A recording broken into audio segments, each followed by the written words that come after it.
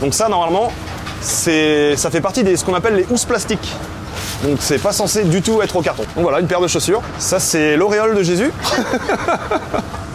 C'est ce qu'on appelle de l'osier. L'osier, c'est de l'OM, de l'ordure ménagère. C'est absolument pas recyclable.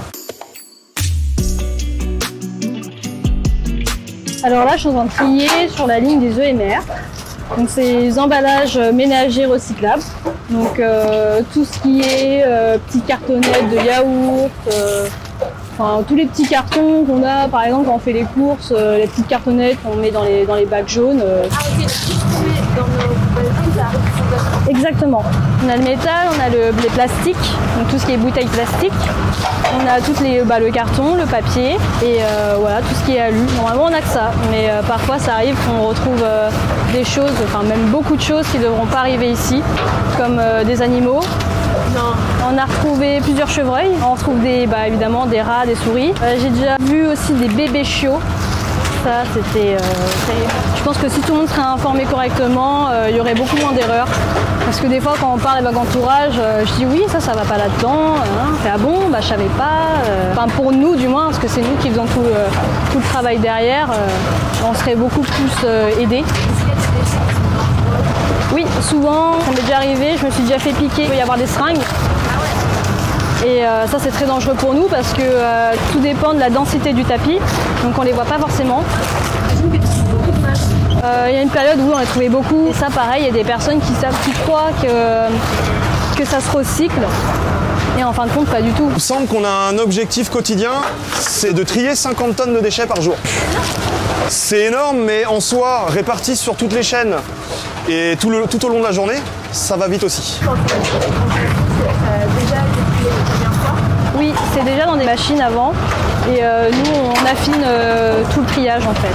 Ça passe dans une grosse machine, ça s'appelle le trommel. Donc là en fait ça calibre les déchets et puis après dans d'autres machines justement pour affiner pour que nous ensuite à la fin qu'on ait vraiment le minimum à faire. Et après, tout est stocké et ensuite avec une presse, en fait ils font des grosses balles. Après c'est l'usine de recyclage. Alors avant moi j'étais déjà dans le déchet, j'étais gardien de déchetterie. J'étais aussi ce qu'on appelle reaper. t'étais à l'arrière des camions? J'étais à l'arrière des camions effectivement. Ici on est quand même statique, très statique, très boueur. Il fallait aussi gérer le côté monter sur le marchepied, descendre du marchepied, gérer les poubelles en bonne organisation. C'est quoi le plus dur dans ce métier? Le plus dur dans ce métier, c'est le cumul de fatigue au bout d'un moment, des fois suivant les quantités qui passent sur la chaîne. Alors il y a des chaînes un peu plus complexes que d'autres. On va avoir la chaîne, ce qu'on appelle les corps creux, au niveau du tri des bouteilles, des briques de lait. Le passage du tapis est très étroit. À la vitesse à laquelle ça va, il faut avoir l'œil et il faut vraiment, être au taquet sur tout ce qui passe quoi. Ça travaille combien d'heures par jour et par semaine? Faut que je fasse le calcul. Là on est de 7h45 à 17h15 avec une pause d'1h30 midi. Normalement on a une journée de 8h. Donc si on fait 8 x 5, 40. Donc ouais, au moins 40 heures.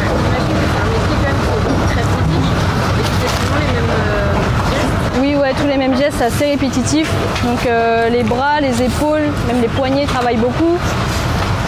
Moi au début ce que j'avais beaucoup de mal c'était de rester debout toute la journée, donc faut tenir. Le plus dur ouais c'est ça, on fait toujours les mêmes gestes, donc des fois il y a des douleurs au dos qui arrivent, des douleurs dans les poignets, dans les épaules.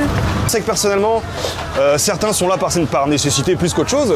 Moi je suis aussi là par conviction et notamment du fait que j'ai travaillé en déchetterie, donc moi j'ai découvert ce monde là, j'ai découvert aussi l'importance du tri en soi et j'aime me sentir utile. Je trouve ça assez gratifiant d'être un rouage de la chaîne du tri tout simplement.